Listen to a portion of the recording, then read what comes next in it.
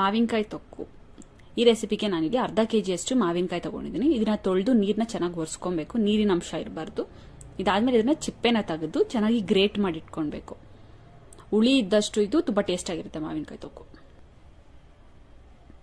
150 gram ಅಷ್ಟು ಬ್ಯಾಡಗೆ ಮೆಣಸಿನಕಾಯಿ, 200 gram Guntur ಮೆಣಸಿನಕಾಯಿ, 1.5 ಅಷ್ಟು ಕೊಬ್ಬರಿ, 150 ml ಎಣ್ಣೆ, ಉಪ್ಪು, ಕಡಲೆಬೇಳೆ 40 ಗ್ರಾಮ್, 1/4 ಕೆಜಿಯಷ್ಟು ಕಡಲೆಕಾಯಿ ಬೀಜ, ಕರ್ಬೇವಿನ ಸೊಪ್ಪು ಮತ್ತೆ ತುರಿದಿರುವಂತ ಮಾವಿನಕಾಯಿ, 50 ಗ್ರಾಮ್ ಅಷ್ಟು ಉದ್ದಿನ ಬೇಳೆ, ಮೆಂತ್ಯ 25 ಗ್ರಾಮು, 50 ಗ್ರಾಮ್ ಅಷ್ಟು ಸಾಸಿವೆ, 1 ಅಚ್ಚು ಬೆಲ್ಲ. ಎಲ್ಲ ಇಂಗ್ರೀಡಿಯೆಂಟ್ಸ್ನು ರೆಡಿ ಮಾಡಿ ಇಟ್ಕೊಳ್ಳಿ. ಇಂಗ್ರೀಡಿಯೆಂಟ್ಸ್ನ ಫ್ರೈ ಮಾಡೋಕ್ಕೆ ನಾವು ಒಂದು ದಪ್ಪ ತಳದ ಬಾಣಲಿ ತಗೊಂಡಿದ್ದೀವಿ.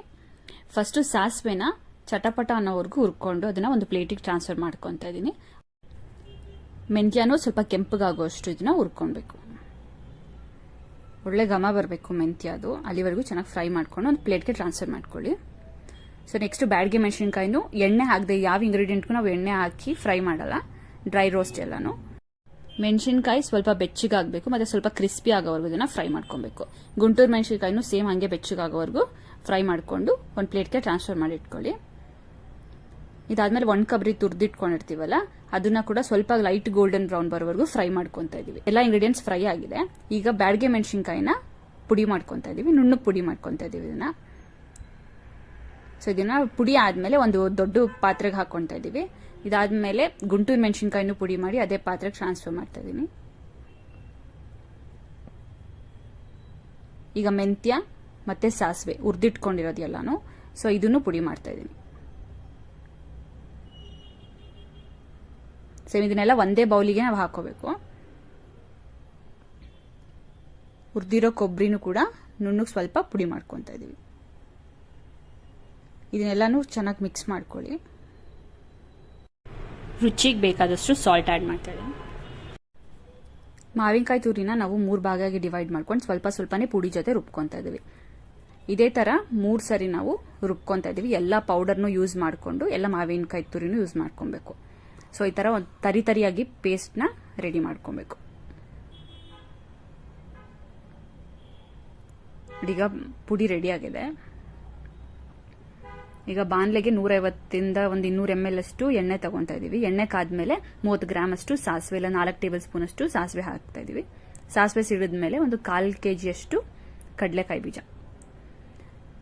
ಸೊ ಕಡಲೆಕಾಯಿ ಬೀಜ ಜಾಸ್ತಿ ಹಾಕಿದಷ್ಟು ತುಂಬಾ ಚೆನ್ನಾಗಿರುತ್ತೆ ಟೇಸ್ಟ್.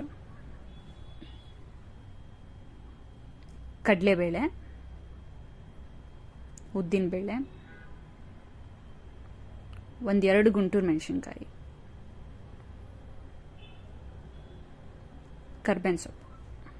ಇಷ್ಟನ್ನು ಎಲ್ಲ ಸ್ವಲ್ಪ ಕ್ರಿಸ್ಪಿ ಬರೋವರೆಗೂ ಎಲ್ಲಾನು ಚೆನ್ನಾಗಿ ಫ್ರೈ ಮಾಡ್ಕೊಬೇಕು. 1 ಟೇಬಲ್ ಸ್ಪೂನ್ ಅಷ್ಟು ಅರಿಶಿನ ಪುಡಿ. ಕಡಲೆಬೇಳೆ, ಉದ್ದಿನ ಬೇಳೆ ಎಲ್ಲ ಚೆನ್ನಾಗಿ ಕ್ರಿಸ್ಪಿ ಆಗಿರಬೇಕು. ನೋಡಿ, ಈ ತರ ಫುಲ್ ಕ್ರಿಸ್ಪಿ ಆಗಿದ್ರೆ ಟೇಸ್ಟ್ ಚೆನ್ನಾಗಿರುತ್ತೆ. ಸೊ ಎಲ್ಲ ಚೆನ್ನಾಗಿ ಫ್ರೈ ಆದ್ಮೇಲೆ ನಾವಿಲ್ಲಿ ಮ್ಯಾಂಗೋ ಪೇಸ್ಟ್ ಏನ್ ಮಾಡಿ ಇಟ್ಕೊಂಡಿದ್ವಿ ಅದನ್ನ ಆಡ್ ಮಾಡ್ತಾ ಇದೀವಿ.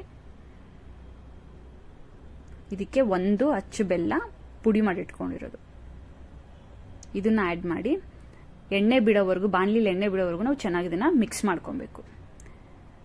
ಸೊ ಚೆನ್ನಾಗಿ ಎಣ್ಣೆ ಬಿಟ್ರೇನೆ ಅದು ತುಂಬಾ ದಿವಸ ಬಾಳಿಕೆ ಬರುತ್ತೆ. ಇದರಲ್ಲಿರೋ ನೀರಿನ ಅಂಶ, ಮಾವಿನಕಾಯಲ್ಲಿ ಏನು ನೀರಿನ ಅಂಶ ಇರುತ್ತೆ ಅದೆಲ್ಲ ಹೋಗ್ಬೇಕು, ಅಲ್ಲಿವರೆಗೂ ಚೆನ್ನಾಗಿ ಫ್ರೈ ಆಗಬೇಕು. ಇದನ್ನ ನೀವು 6 ತಿಂಗಳವರೆಗೂ ಸ್ಟೋರ್ ಮಾಡ್ಕೊಬಹುದು. ಫ್ರಿಡ್ಜ್ ಅಲ್ಲಿ ಇಟ್ಕೊಂಡ್ರೆ ಇನ್ನ ತುಂಬಾ ದಿವಸ ಬಾಳಿಕೆ ಬರುತ್ತೆ. ನೋಡಿ, ಎಣ್ಣೆ ಎಲ್ಲ ಚೆನ್ನಾಗಿ ಬಿಟ್ಟಿದೆ. ಮಾವಿನಕಾಯಿ ತೊಕ್ಕು ರೆಡಿ ಆಗಿದೆ. ಸೂಪರ್ ಟೇಸ್ಟಿ ಆಗಿರುತ್ತೆ. ನೀವು ಟ್ರೈ ಮಾಡಿ. ನಮ್ಮ ಚಾನಲ್ ಸಬ್ಸ್ಕ್ರೈಬ್ ಮಾಡಿ.